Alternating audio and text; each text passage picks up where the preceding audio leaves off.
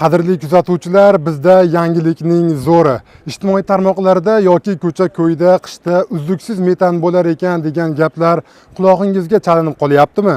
Endi bu gaplar haqiqatga aylanmoqda. Hukumat topshirig'iga binoan Farg'onada tabiiy gazni ko'chma konteynerlarda yetkazib berish loyihasi yo'lga qo'yilmoqda. Loyiha O'zbekneftgaz va Xitoy kompaniyasi hamkorligida amalga oshmoqda.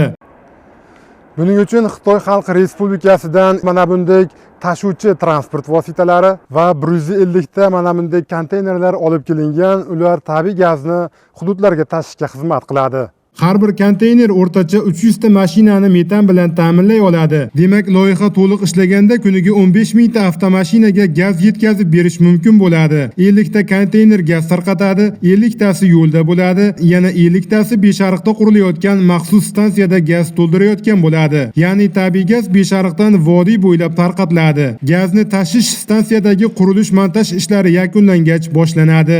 Aytgancha, mazkur loyiha qishda metan bilan bog'liq muammolarga 100% yechim bo'ladi degani emas, lekin har yilgi holatdan ancha yaxshi bo'ladi deb umid qilish mumkin. Bu videoni metanda yuradigan tanishlarga yuborib qo'yamiz.